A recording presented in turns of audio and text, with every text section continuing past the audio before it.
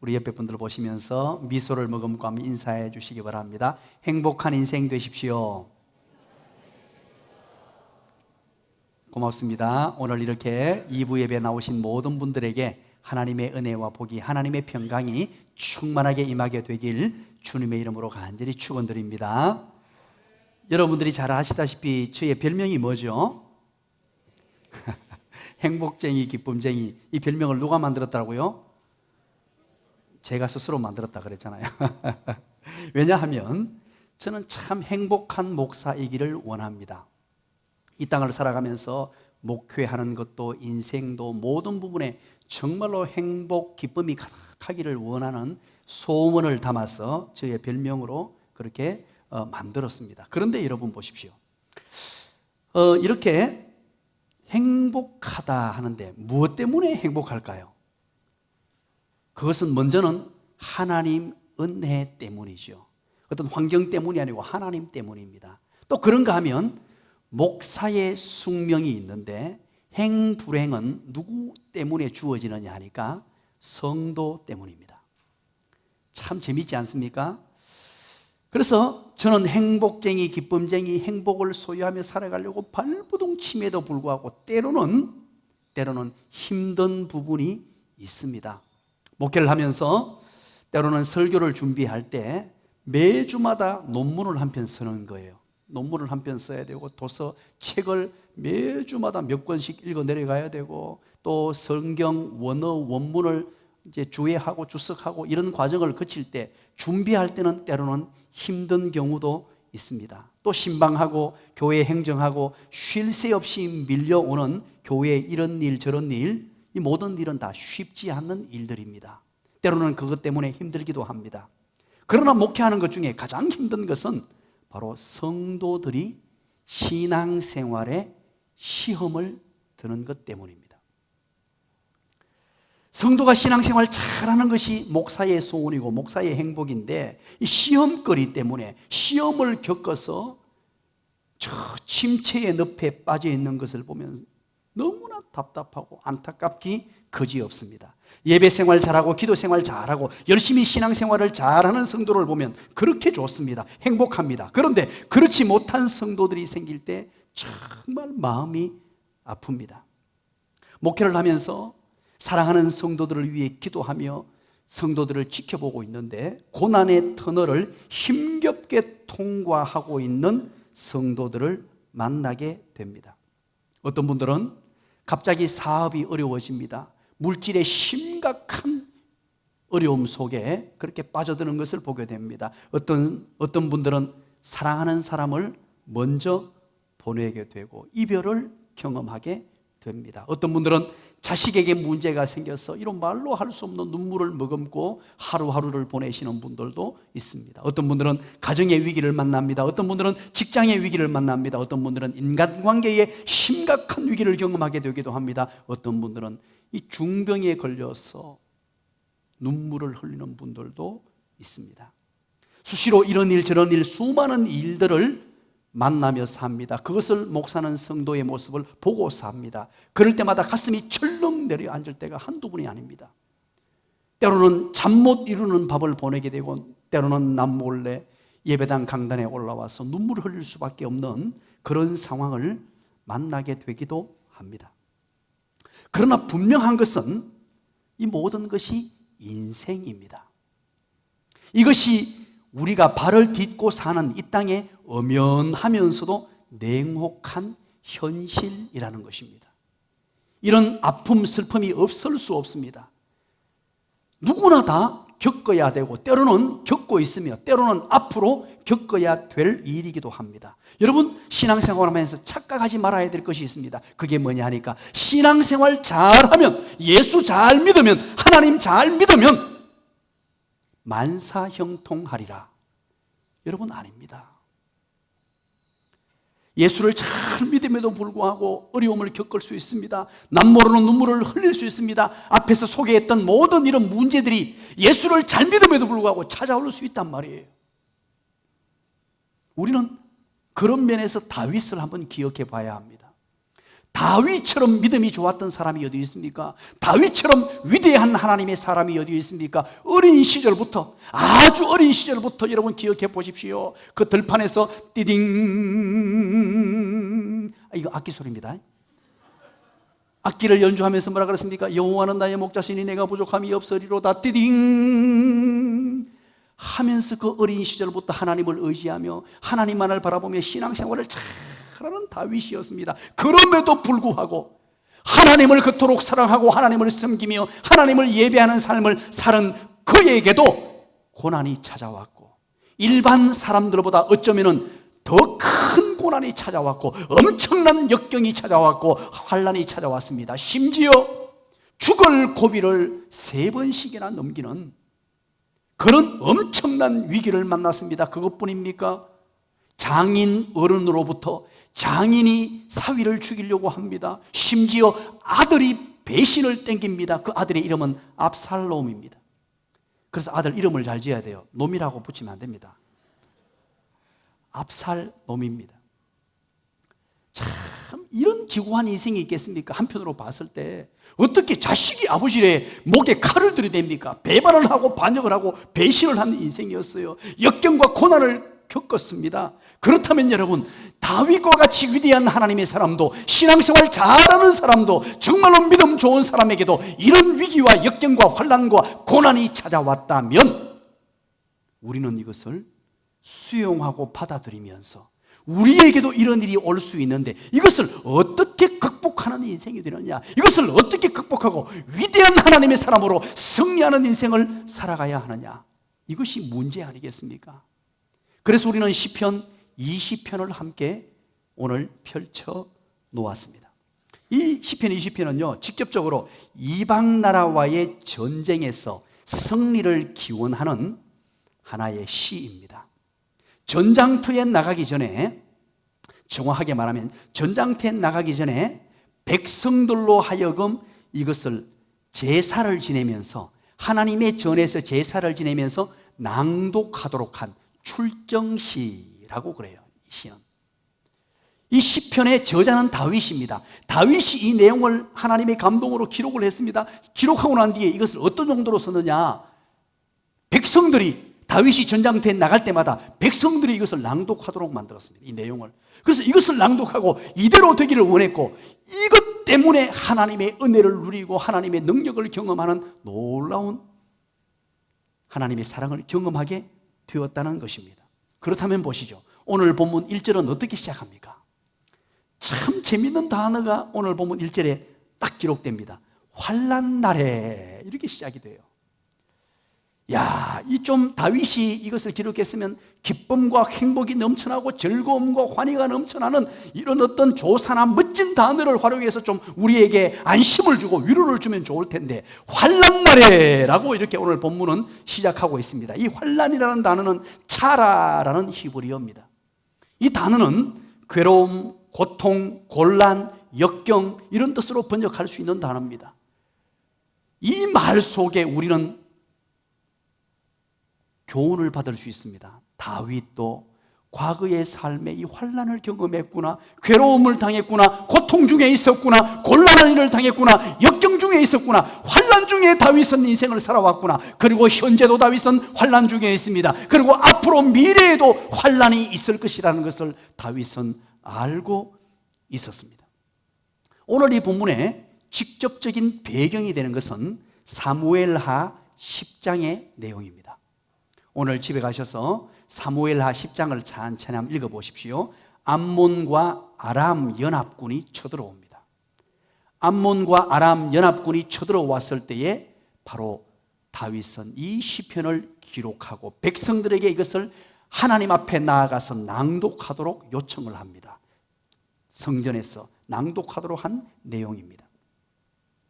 자, 그렇다면 여러분, 우리는 오늘 한번 생각해 봐야 됩니다. 이 환난 중에, 우리에게 환난이 다가오는데 환난을 어떻게 대비하고 준비해야 될까? 우리는 2020년을 시작했고 벌써 6개월이 지나버렸습니다. 야, 여러분 어떤 생각이 듭니까? 잠시 한번 눈 감았다가 눈을 떴습니다. 6개월이 지나버렸어요. 7월 둘째 주일입니다. 세월이 얼마나 빨리 지나가는지요. 1년의 반이 벌써 지나가 버렸습니다. 그런데 코로나19라는 이 사태가 우리에게 찾아와서 전혀 예기치 못하고 경험하지 못했으며 가보지 못한 이런 어려움을 우리는 만나버렸어요. 그래서 많은 사람들이 지금 침체의 늪에 빠져 있고 위기 속에 지금 걷고 있으며 우리나라뿐만 아니고 전 세계가 코로나19라는 이 어마어마한 환란에 매몰되어 있습니다. 우리 힘으로 어쩔 수 없는 상황이에요. 어떻게 가보지 못한 길이고 우리 국가 위정자들도 이런 경험을 해보지 못했기 때문에 어떻게 판단 내려야 될지 모르는 상황 속에 우리는 우리의 삶이 지금 전개되고 있습니다.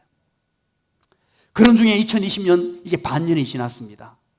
한번 생각해 보시기 바랍니다. 2020년을 출발하면서 우리가 다짐하고 결심했던 것, 이렇게 신앙적인 것, 개인적인 것, 가정의 어떤 꿈, 계획 이런 것들은 지금 잘 성취되고 있습니까? 준비했던 것들 잘 실천되고 있습니까? 오늘 이 시점에 우리는 다시 한 번 더 코로나19라는 큰 문제 앞에서 이 위기를 어떻게 극복해 나가고 이 환란을 어떻게 이겨나가며 승리하는 인생으로, 어쩌면 앞으로 인생 가운데 코로나19보다도 더 큰 문제가 우리에게 찾아올 수도 있습니다. 어쩌면 나 개인에게, 또 우리 가정에, 우리 교회에, 이 나라 이 민족에게 엄청난 문제가 우리 앞에 찾아올 수도 있습니다. 그렇다면 오늘 우리는 시편 20편에 우리의 시선을 고정시켜야 합니다. 이 아람과 암몬이라는 이 군대가 쳐들어왔을 때, 이 엄청난 위기, 대군이, 연합군이 쳐들어왔을 때 어떻게 이것을 극복해 나가느냐. 오늘 우리는 2020년을 맞이해서 지난 6개월을 보내었고 앞으로 남은 6개월을 어떻게 보낼 것인가. 이 코로나19 사태라는, 또 아니면 여러 가지 환난과 어려움과 역경을 만났을 때 이 문제를 어떻게 극복하며 살아갈 수 있는가. 그 해답을 오늘 본문을 통해 찾아보기를 원합니다. 그래서 남은 6개월 동안 다시 한 번 더 우리의 삶을 결단하고 다시 한 번 더 결심해서 이 코로나19를 뛰어넘는 사람, 그뿐만 아니고 우리 앞에 찾아오는 수많은 환난과 난제와 역경과 고난을 뛰어넘는 사람으로 우뚝 세워지는 그런 멋진 하나님의 백성들 다 되시기를 주님의 이름으로 간절히 축원합니다. 그렇다면 여러분, 환난날에 승리하는 인생 되기 위한 첫 번째가 무엇입니까? 1절, 2절, 3절이 길게 얘기하고 있습니다만은 무엇을 얘기하고 있습니까? 따라서 합니다. 첫 번째, 참된 예배자가 됩시다. 바로 그 얘기를 하는 거예요. 이 위기 중에 위기를 극복하고 위대한 하나님의 사람으로 다윗과 같은 인생이 되기 위해서는 참된 예배자가 되어야 됩니다. 다시 한번 결단해야 됩니다. 그렇다면 오늘 1절을 다시 한번 찬찬히 볼게요. 환난 날에 여호와께서 네게 응답하시고, 그러죠. 환난 중에 있습니다. 적군이 쳐들어왔습니다. 그 가운데 하나님이 응답해 주기를 원한다고 기도하고 있습니다. 그러면서 보세요. 누구의 하나님? 자, 여러분, 이거 야곱의 하나님의 동그라미를 쳐두십시오. 저는 오늘 이 본문을 주의하고 연구하다가 야곱의 하나님이라는 곳에 저의 시선이 머물렀습니다. 그리고 더 이상 진도를 나갈 수가 없었어요. 이것 때문에 심각한 고민에 빠졌습니다. 왜 하필이면 이 중요한 순간에, 이 위기의 순간에 아브라함의 하나님, 이삭의 하나님, 모세의 하나님, 하나님의 큰 능력을 경험했던 그분들 이름을 거명하지 않고 하필이면 야곱의 하나님이라고 이름을 기록하고 있을까? 도대체 뭘까? 이것 때문에 제가 진도를 나갈 수 없었어요. 여기에서 머물러 버렸습니다. 야곱의 하나님에서 그냥 깊이 묵상하고 또 기도하면서 하나님의 뜻을 구하고 또 생각하고 또 묵상하고 또 기도했습니다. 그런데 여러분 보세요. 야곱은 어떤 사람이었습니까? 형도 속이고 아버지도 속이고 외삼촌도 속이고, 외삼촌이 장인이 되죠. 그 외삼촌을 속여가지고 두 딸을 아내로 얻고, 그런 와중에 여러분 보세요. 그리고 외삼촌 집의 모든 재산들을 아주 묘한 방법으로 빼앗아 가지고는 거부가 되어서 고향 땅으로 가잖아요. 참으로 그의 인생을 보면요, 평생 잔꾀를 부리며 산 사람이었고 트러블 메이커였잖아요. 그런 자였어요. 그런데 왜 하필이면 오늘 이 본문의 다윗은 야곱의 하나님이라고 중요한 이 시점에 기록을 하고 있을까요? 야곱은 험악한 인생만을 골라서 산 사람입니다. 정말로 힘겨운 인생 여정, 인간의 잔꾀, 인간의 욕심, 인간의 어떤 성공하고픈 의지를 다 드러내는 진짜 꽤 많은 사람으로 등장하잖아요. 거짓말까지 하면서 우리로 하여금 인간적인 매력을 주지 못하는 사람이었습니다. 그런데 여러분, 한편으로 바꿔 생각하면 야곱 때문에 얼마나 은혜가 됩니까? 야곱의 모습이 왜 은혜가 되죠? 따라서 합니다. 야곱의 모습이 나의 모습이다. 그래서 은혜가 되는 거예요. 우리가 근접할 수 없는 위대한 사람으로 내가 따라갈 수 없는 사람이라면 생각해 보지도 않을 텐데, 야곱은요, 내가 보기에도 아이고, 어떻게 저렇게 사나? 어떻게 저렇게 거짓말하고, 어떻게 이름부터, 야곱의 이름의 뜻이 뭡니까? 뒷발꿈치를 잡은 자, 거짓말하는 자, 남을 속이며 사는 자잖아요.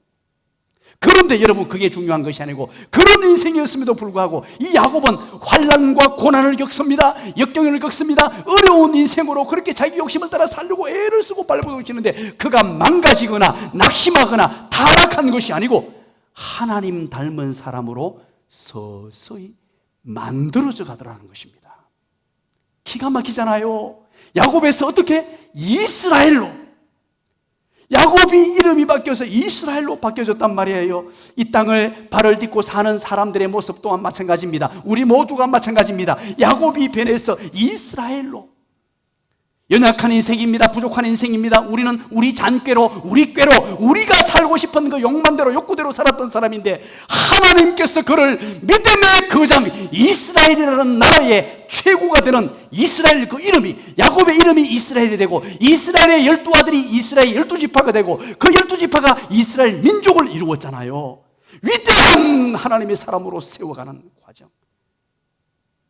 여러분, 야곱은 고난 때문에 망하는 것이 아니었습니다. 역경 때문에 망하는 인생이 아니고 도리어 하나님 닮은 사람으로 서서히 만들어져 갔다는 것입니다. 수많은 고난을 통해 망가지는 사람이 있습니다. 실패하는 인생이 있습니다. 고난 때문에 좌절을 경험하고 완전히 엉뚱한 방향으로 가는 사람이 있습니다만, 야곱은 그렇게 하지 않고 점점 하나님께로 더 가까이 가는, 매일매일 우리 주님을 만나서 궁극적으로 이스라엘이라는 위대한 하나님의 사람으로 세워졌다는 것입니다. 그렇다면 어떻게 해서 야곱이 이스라엘로 되었을까요? 도대체 어떻게 해서, 왜, 무엇 때문에 야곱이라는 사람이 어떻게 이스라엘 되었어요? 물론 그건 첫 번째 하나님의 은혜예요. 이 하나님의 은혜는 무엇으로? 하나님의 열심으로 나타납니다. 하나님이 열심히 이스라엘을, 야곱을 위해서 사역하시고 만들어 가세요. 그게 바로 하나님의 은혜고요. 또 한 가지가 있습니다. 우리 모두는 이걸 기억할 수 있어야 됩니다. 하나님의 은혜와 인간의 최선입니다. 하나님께서 말씀하십니다. 때로는 하나님께서 환경으로, 고난으로 우리에게 다가오십니다. 그럴 때 우리가 어떻게 반응하느냐, 이게 중요해요. 입에 홍시가 입속으로 들어가기로 벌려서 기다리면 안 됩니다. 인간의 최선이 있습니다. 하나님이 나를 향한 뜻으로 말씀해 주십니다. 때로는 환경으로 말씀하십니다. 때로는 고난으로, 역경으로, 환난으로 말씀하십니다. 그렇게 말씀하실 때 내가 어떻게 반응하면 나의 최선을 보여드리느냐. 야곱은 어떻게 반응했나요? 창세기 28장으로 여러분 한번 가보시죠. 28장의 내용이 무엇입니까? 야곱이 팥죽 한 그릇에 형 에서를 속이고 팥죽 한 그릇에 장자꾼을 사고 도망치다시피 했을 때 베델에 이르렀습니다. 죽기 살기로 도망가다가 베델에 이르렀습니다. 그곳에서 하나님을 만나요. 그런데 그곳에서 뭘 합니까? 그곳에서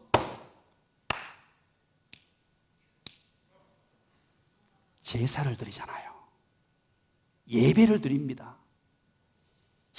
기가 막히죠. 그 위기의 상황 가운데 아직까지 인간의 모습 냄새가 나고 장꾀를 부리며 그렇게 살아갔지만, 그가 선택한 게 뭐냐? 예배의 삶을 선택합니다.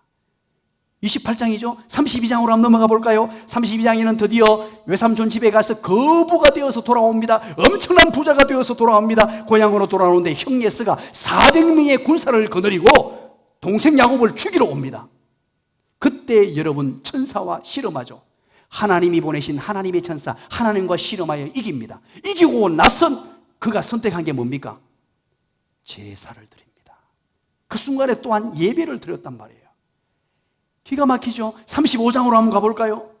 35장에 야곱과 그의 아들들은 드디어 이제 세겜이라는 땅으로 갑니다. 세겜 땅에 가서 그 주민들과 살려고 들어갔는데 문제가 생겼어요. 세겜 지역의 사람들 중에 세겜 추장의 아들이 딸 디나를 성폭행해버립니다. 성폭행을 당하고 나니까 이 야곱의 아들 중에 시므온과 레위가 화가 이만큼 나가지고는 그 남자들을 전부 칼로 다 죽여버려요. 그러니까 이때 사는 세겜 종족들이 가만히 있겠습니까? 이제는 야곱 일가는 죽기 일보 직전입니다. 왜? 그들은 군사력도 없고 아무것도 없어요. 죽이면 죽는 거예요. 절체절명의 위기에 빠졌을 때 세겜을 떠나 베델로 가게 되고 그곳에서 첫 번째 한 일이 뭡니까? 예배를 드립니다. 제사를 드려요. 오늘 왜 본문에 다윗은 이 본문에서 야곱의 하나님이라고 소개하냐니까 야곱의 이런 모습 때문입니다. 어떤 역경이 찾아오고 어떤 고난이 찾아와도 하나님을 찾고 하나님을 예배하는 야곱의 모습이었어요. 그래서 야곱의 이 모습은 하나님이 기뻐하셨습니다. 예배하는 사람을 통하여 하나님 영광 받으셨고 예배하는 야곱의 모습을 통하여 흡족해 하셨으며 그래서 궁극적으로 야곱이 이스라엘로 세워지는 은혜를 맛보았던 것입니다. 궁극적으로 예배하는 자입니다. 그렇다면 여러분 보세요. 이렇게 1절에서 야곱의 하나님이라고 소개하고 2절 3절을 보세요. 무엇을 설명하고 싶어서 야곱의 하나님을 소개했는지 2절 3절 해답을 찾게 됩니다. 한번 읽어볼까요? 2절입니다. 시작. 성소에서 너를 도와주고 시온에서 너를 붙들며 네 모든 소재를 기억하시며 네 번제를 받아주시기를 원하노라. 아멘. 여러분 동그라미를 쳐놓으십시오. 성소, 시온, 소재, 번제. 바로 이 이야기를 하고 싶었던 거예요. 야곱의 하나님이라고 했던 이유는 바로 이 예배 때문이었습니다. 성소라는 곳이 무엇입니까? 성소는 미코데시라는 히브리어 단어입니다. 이것은 민이라는 단어와 코데시라는 단어의 합성어입니다. 민은 뭐뭐로부터, 코데시는 거룩함, 구별함입니다. 즉 바로 말하면 하나님의 언약궤가 세워진 하나님의 언약궤를 모시고 있는 거룩한 장소가 성소입니다. 바꾸고 말하면 하나님께 예배드리는 장소를 말하는 거예요. 하나님을 찬양하고 하나님을 예배하며 하나님을 높여드리고 하나님을 존귀하게 하는 거룩한 장소, 바로 미코데시에서. 그리고 시온은 무엇입니까? 시온은 바로 여기에 다윗은 자기의 궁을 지었습니다. 자기의 궁을 지을 뿐만 아니고 여호와의 궤를 위하여 장막을 세운 장소가 바로 시온입니다. 바꾸고 말하면 하나님의 언약궤가 있는 장소인 성소가 있는 곳. 그래서 바로 이것은 시온, 성소라는 말과 시온이라는 말은 성소의 점층적 구조로 똑같은 성소라는 말이에요. 시온에 뭐가 보관됐다고요? 시온에 언약궤가 보관되어 있었어요. 그걸 바꾸고 말하면 이 말도 동일하게 성소, 예배드리는 장소란 말입니다. 하나님께 예배드리는 장소인데 4절 뭐라 그럽니까? 소제와 번제, 이것은 바로 제사를 드렸단 말입니다. 예배를 드렸다는 말이죠. 다윗은 예배드리는 삶을 선택했습니다. 전장터에 나가면서까지 환난을 만났습니다. 대적이 쳐들어왔습니다. 적군이 쳐들어왔습니다. 내 힘으로 어찌할 수 없는 큰 위기 속에 빠졌습니다. 그때 다윗이 선택한 것이 무엇이냐? 바로 예배의 삶이었습니다. 사랑하는 여러분, 절망의 때에 예배 잘 드리는 자가 희망이 있음을 믿으시기를 간절히 축원합니다. 고통의 때에 예배 잘 드리는 자가 하나님의 은혜를 공급받게 되는 줄 믿으시기를 간절히 축원합니다. 고통은 누구나 다 받을 수 있습니다. 환난은 누구나 다 당합니다. 누구나 다 어려움을 당합니다. 누구나 다 위기를 만납니다. 누구나 다 역경을 만납니다. 그럴 가운데 우리는 무엇을 선택해야 하느냐? 예배를 선택하게 되시기를 주님의 이름으로 간절히 축원합니다. 예배를 선택하셔야 돼요. 야곱은 예배를 선택했습니다. 비록 약점도 있었고 부족한 부분도 있었고 못난 부분도 있었습니다만 야곱은 그 순간에 예배를 선택했어요.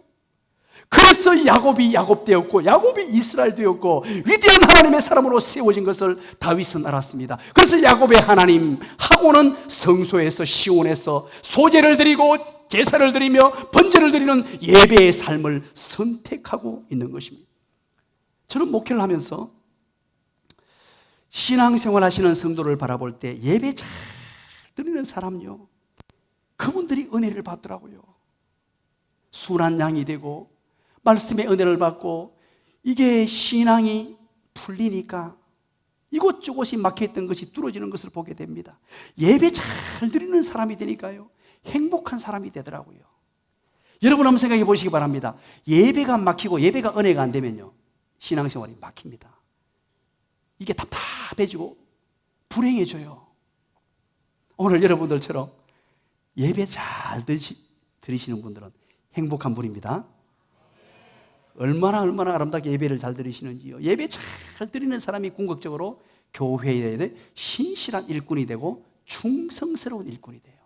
이거 너무너무 중요합니다. 예배 잘 드리는 사람이 신앙생활도 잘하게 되고 삶이 아름다운 사람으로 세워지게 된다는 것입니다. 여러분, 나이아가라 폭포를 아시죠? 나이아가라. 우리는 우리말로 나이아가라 하고 이제 외치게 되는데, 나이아가라 폭포를 가지고 거기 가면 캐나다와 미국 사이에 있는 큰 폭포죠. 정말로 장관이라 그럽니다. 저는 아직 가보지를 못했습니다만 다녀온 사람들의 얘기에 의하면 대단하다 그래요. 그런데 여러분, 이 얘기 잘 하시는 얘기예요. 무슨 얘기입니까? 바로 나이아가라 폭포에 미국에서 캐나다 양쪽에다가 큰 기둥을 세워놓고 외줄을 하나 쫙 걸어놓고 외줄타기를 하는 이야기 잘 아시죠? 외줄타기를 했습니다. 한 사람이 외줄타기를 하고 하니까 사람들이 모여듭니다. 이 고개사가 멋지게 그 폭포를 질러가니까 구경하러 온 사람들이 박수를 치고 환호합니다. 이야, 대단하다 그럽니다. 그러고 나서 이제 한 번 갔다가 왔어요. 그리고 두 번째 가면서 묻습니다. 그 많은 수많은 관중들 앞에서 내가 여기에 다녀왔으니까 혹시 다른 사람 한 사람을 업고도 다녀올 수 있겠습니까? 이렇게 물었단 말이에요. 그랬더니만 거기 모인 군중들이 박수 치면서 당신이라면 다녀올 수 있다고 환호하고 박수를 쳤습니다. 그러고 나서 그 다음 묻습니다. 그렇다면 여러분들이 나를 믿고 지지해 주셨으니까 내 등에 업힐 사람 나오세요. 나왔을까요? 안 나왔을까요? 아무도 안 나왔어요. 그런데 여기에 주인공이 누구냐니까 찰스 브론딘이라는 사람이 이 이야기의 주인공입니다. 찰스 브론딘이라는 사람이 그렇게 하고 나올 사람 나오라 했을 때 아무도 안 나온 거예요. 그래서 누구를 업었냐니까 그의 매니저였던 해리라는 사람을 업었다고 합니다. 해리라는 사람을 업고 가는데 이 해리라는 사람도 막 겁에 질레가 벌벌벌 떨더라는 거예요. 이거 어떻게 하냐 그러고 어쩔 수 없이 나오라 그러니까 매니저니까 나와서 업혔다는 겁니다. 그리고 업혔는데 그가 브론딘이 자기 매니저 해리에게 했던 이야기가 유명합니다. 이 이야기는 소개되지 않는 얘기인데 여러분에게 소개합니다. 이렇게 얘기했대요. 내가 밧줄 위에 올라갔을 때 절대 밑을 내려다보지 말고 위를 바라봐. 결코 저 밑에 우글거리는 파도를 보지 말고 폭포를 보지 말고 하늘을 쳐다봐. 그리고 그 위에 너는 너 자신이 아니고 나 브론딘이라고 생각해. 네 생각을 다 버려버리고 나는 브론딘이라고 생각하고, 그리고 절대 네 스스로 균형을 잡으려고 하지 말고 힘을 빼고 나에게 모든 것 의지하고 맡겨. 이렇게 얘기했다는 거예요. 자, 그래서 여러분, 이 찰스 브론딘이 해리를 업고 외줄타기에 성공했을까요? 성공했을까요? 어떻게 하셨어요? 야, 요즘 기도 많이 하시지만 요즘 성공했습니다. 자, 저는 이 이야기를 글로 읽다가 이런 생각을 해보게 됐어요. 아, 이것이 예배다. 우리 삶은 환난입니다. 여러분, 외줄타기와 같아요. 떨어지면 그 폭포수, 그 어마어마한 폭포수에 떨어져 죽을 수 있는 그 수많은 환경들을 우리는 안고 살고 있습니다. 한 고비를 넘으면 다른 고비가 찾아와요. 또 역경이 찾아옵니다. 그럴 때 우리의 인생을 살아가는 예배는 무엇이냐? 하나님께 시선을 고정하시는 것인 줄 믿으시기를 간절히 축원합니다.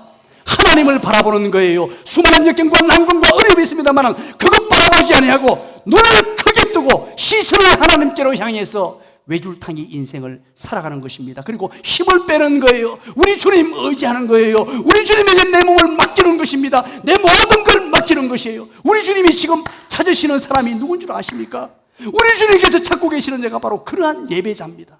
이 세상의 어려운 코로나19 수많은 역경 고난 앞에서 내가 그걸 보고 벌벌 떠는 것이 아니고 우리 주님 바라보면서 시선을 하늘로 고정시키고 내 몸을 하나님께 다 맡겨드리면서 하나님께 예배하는 자, 주님이 찾으시는 그 한 사람, 그 예배자, 내가 그 사람 되길 간절히 주께 예배하네. 우리 주님이 지금 찾고 계시는 자가 바로 그러한 예배자입니다. 코로나19 아니라 코로나19보다 더한 상황이 찾아와도 다윗처럼, 야곱처럼 비록 인생이 완벽하지 않고 때로는 잔꾀로 타락하기도 하고 죄를 짓기도 하는 연약한 인생이지만 위기 가운데, 코로나19 가운데, 수많은 난관 역경 가운데에서도 예배자로서 세워지고 시선을 하나님께 고정시키고 밑을 내려다보면 엄청난 위기가, 어려움이, 환난이 주어져 있지만 하나님께로 시선을 향하고 내 몸을 하나님께 의탁하면서 예배자의 삶을 선택하는 자, 그가 바로 오늘 이 자리에 앉아 계시는 여러분과 저의 모습이기를 주님의 이름으로 간절히 축원합니다.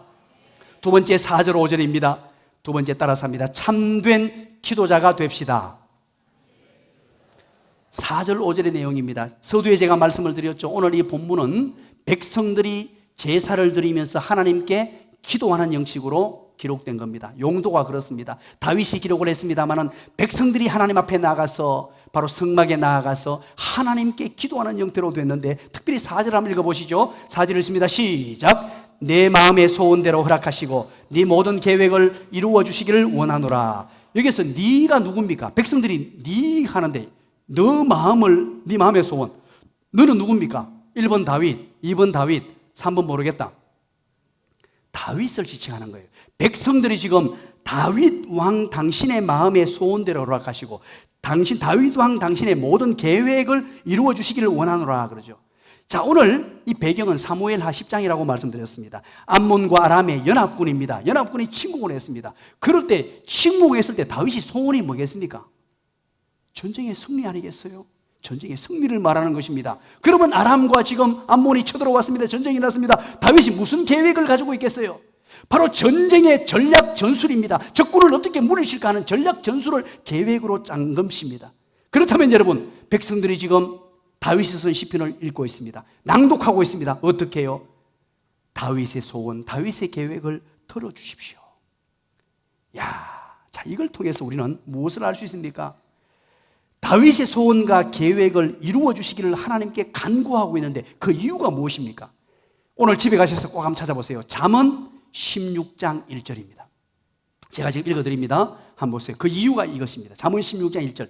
마음의 경영은 사람에게 있어도 말의 응답은 여호와께로부터 나오느니라. 잠언 16장 9절입니다. 방금은 1절이고 이제 9절로 내려갑니다. 9절 읽어드립니다. 사람이 마음으로 자기의 길을 계획할지라도, 그의 걸음을 인도하시는 이는 여호와시니라. 믿으시기 바랍니다. 우리가 아무리 계획하고 아무리 소원을 가져도 그 걸음을 인도하시고 이루어 주시는 분은 누구시라고요? 여호와 하나님이세요. 그래서 다윗은 이 사실을 알고 기도하는 것입니다. 그래서 여러분 보십시오. 하나님의 소원대로 5절 보십시오. 5절 다 같이 읽습니다. 시작. 우리가 너의 승리로 말미암아 개가를 부르며 우리 하나님의 이름으로 우리의 깃발을 세우리니 여호와께서 내 모든 기도를 이루어 주시기를 원하노라. 아멘. 보십시오. 우리 그래서 우리의 소원 계획을 하나님께 아뢰고 하나님이 이루어 주시기 때문에 기도하죠. 5절에 보니까 결국은 승리했다는 거죠. 승리의 개가를 부르며 다윗의 승리로 말미암아 백성들이 지금 승리의 노래를 부르고 있다는 것입니다. 승리를 얻었고, 그리고 깃발을 세운다 그러죠. 깃발을 세운다는 말이 무엇입니까? 여호와 니시 여호와 니시 주님 내게 승리 주시니. 여호와 니시, 여호와 니시란 말은 여호와는 나의 깃발이라는 말이에요.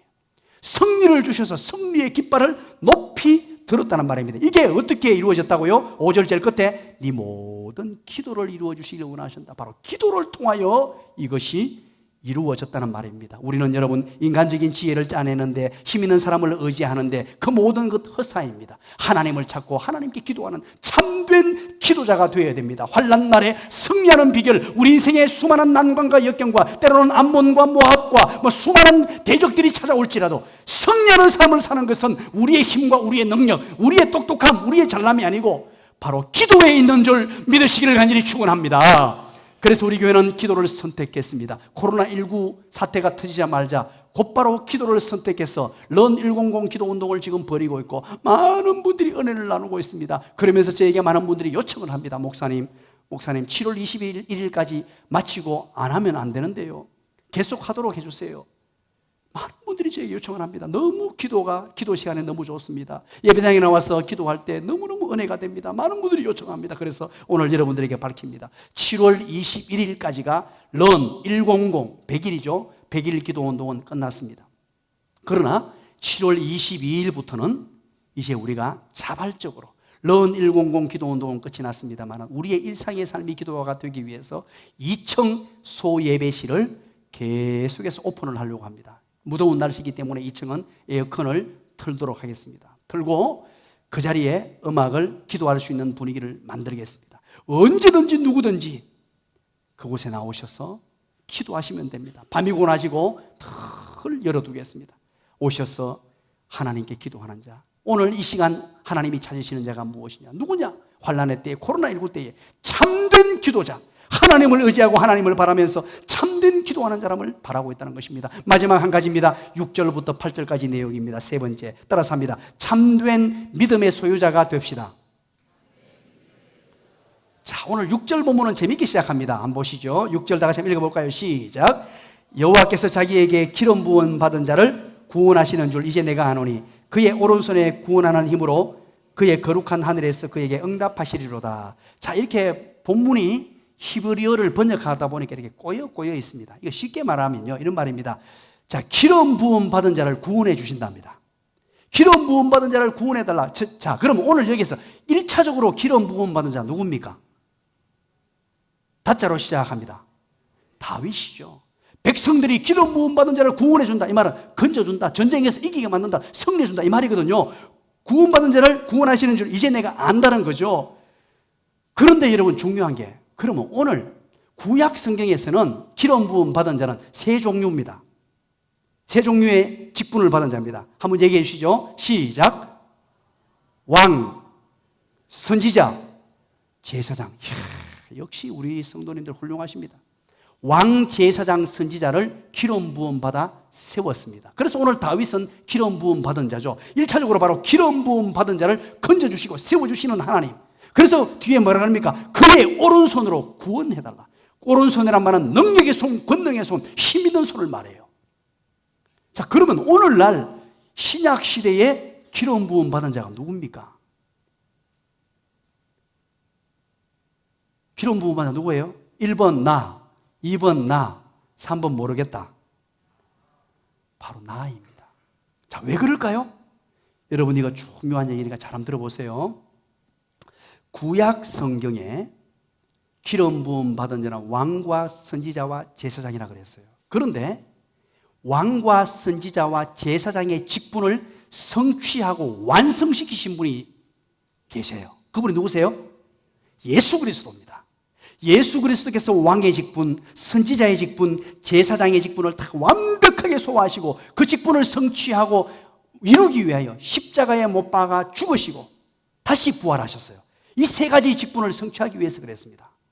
그래서 우리는 다시는 제사장에 갈 필요도 없고 선지자가 찾아갈 필요도 없어요. 그래서 우리는 예수를 믿음으로 말미암아 예수님께서 왕의 직분, 제사장의 직분, 선지자의 직분을 다 성취해 주기 때문에 예수님을 믿음으로 말미암아 우리가 무엇이 되느냐? 기름 부음 받은 자가 되는 줄 믿으시기 바랍니다. 저와 여러분이 예수님을 믿는 순간, 믿을 때 성령의 기름 부음이 우리에게 찾아오고 하나님의 자녀로서 특권과 권위가 생겨난다는 것을 믿으시길 간절히 축원합니다. 그렇다면 오늘 본문의 내용이 무엇입니까? 여러분 보세요. 기름 부음 받은 자를 구원한다. 그럼 누구를 구원한다고요? 나를 구원한다 이 말이에요. 우리 주님께서 어떤 역경과 어떤 고난 가운데 있을 때도 나를 구원하시고, 심지어 이제 내가 아노니 그의 오른손에 구원하는 힘으로, 하나님의 오른손, 능력의 오른손에 구원하는 힘으로 그의 거룩한 하늘에서 그에게 응답했다. 그 말은, 응답했다는 말은 뭡니까? 승리하게 했단 말이잖아요. 전쟁에서 승리하게 하시고, 역경에서 승리하게 하시고, 환난에서 승리하게 하시고, 고난에서 승리하게 하시고, 누구를? 나를. 이런 믿음이 있어야 됩니다. 우리 예수 믿는 사람들은 어떤 역경이 찾아오고 어떤 고난이 찾아오고 환난이 있을지라도 이 믿음을 가지게 되시기를 간절히 축원합니다. 나는 기름 부음 받은 자요, 기름 부음 받은 자를 구원하시기를 원하시는 하나님, 나를 건져주시기를 원하시는 하나님, 나를 붙들어주시는 하나님 믿으시기를 간절히 축원합니다. 그래서 시편 3편에 다윗은 이런 고백을 하잖아요. 다윗의 고백입니다. 천만인이 나를 애워싸 진친다 할지라도 나는 두려워하지 아니하리로다. 하나님이 나를 위하시면 누가 나를 대적하리요. 다윗의 고백입니다. 다윗은 이 사실을 알았어요. 천만 명의 사람이 아니라 수천만 명의 사람이 나를 둘러싸 진치고 나를 죽인다 할지라도, 그럼에도 불구하고 하나님의 구원의 손이 나를 붙들고 계시는 줄 믿으시기를 간절히 축원합니다. 그래서 하나님의 사람들은 흔들리지 말아야 합니다. 참된 믿음의 소유자가 되어 역경과 고난 가운데 흔들리지 말아야 됩니다. 코로나19 가운데도 흔들리지 말아야 됩니다. 세상에 수많은 사람들의 어떤 말들에 시비가 갈리고 흔들리지 말아야 합니다. 7절을 보시죠. 어떻습니까? 그래서 이 표현을 어떻게 합니까? 따라서 우리 함께 읽어봅니다. 7절입니다. 시작. 어떤 사람은 병거, 어떤 사람은 말을 의지하나 우리는 여호와 우리 하나님의 이름을 자랑하리로다. 아멘. 어떤 사람은 병거를 의지하고 어떤 사람은 말, 달리는 말입니다. 힘 있는 말을 의지합니다. 오늘날 말로 바꾸면 어떤 사람은 돈을 의지하고 어떤 사람은 명예를 의지하고 어떤 사람은 권력을 의지하고 어떤 사람은 힘 있는 자를 찾아가서 의지합니다만, 하나님의 택한 백성들은 하나님을 의지하고 하나님을 신뢰하는 줄 믿으시기를 간절히 축원합니다. 왜냐하면 기름 부음 받은 자를 구원하시기를 원하시고 붙들고 계시는 하나님, 우리를 승리로 이끄시는 그 하나님을 철저하게 믿는 믿음 때문입니다. 8절 그래서 한번 보시죠. 한번 읽어볼까요? 다 같이 읽습니다. 시작. 그들은 비틀거리며 엎드러지고 우리는 일어나 바로 서도다. 아멘. 그들은 누굽니까? 말 안 해도 알겠죠? 그들은 우리를 힘들게 만드는 대적자들입니다. 대적자들은 비틀거리며 엎드러지고 쓰러지고 끼어지고 넘어지고 우리를 힘들게 만들었던 모든 환경들은 다 넘어지고 자빠지고 쓰러지지만, 우리는 하나님의 백성들은 일어나 바로 서도다.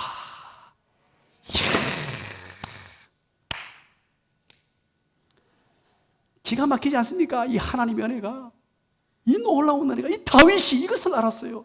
이 전장통에 이것을 알고 이 고백을 백성들로부터 하게 합니다. 우리가 어떤 역경과 어떤 어려움을 만날지라도 우리는 이것을 기억할 수 있어야 됩니다.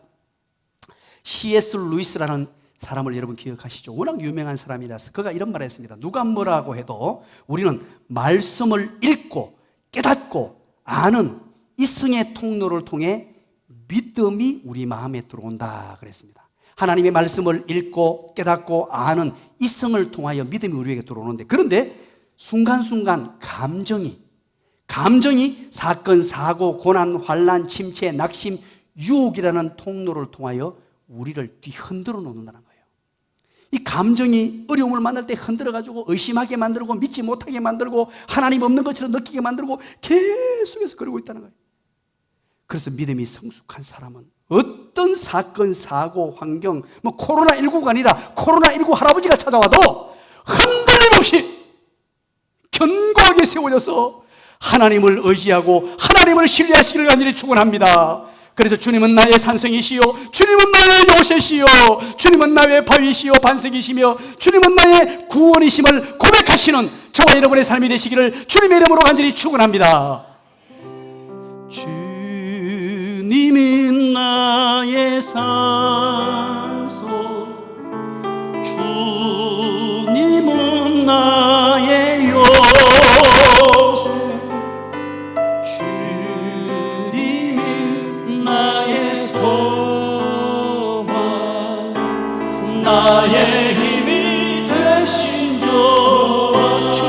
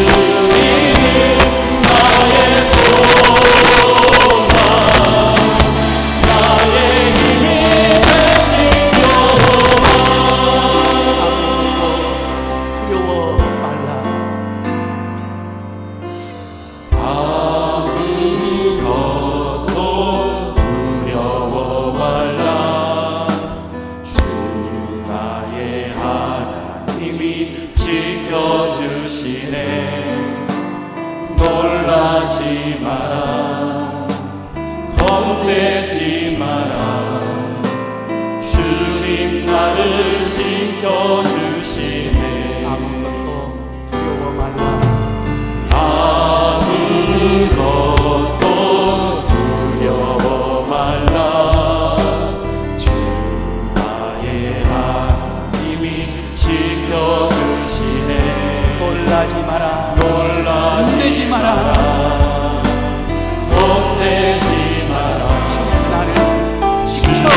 나를 지켜주시네. 내 마음이 힘에 겨워. 내 맘이 힘에 겨워 지치지 않아. 주님 나를 지켜주시네. 세상에 험한 보라시대도 주님 나를 지켜주시네.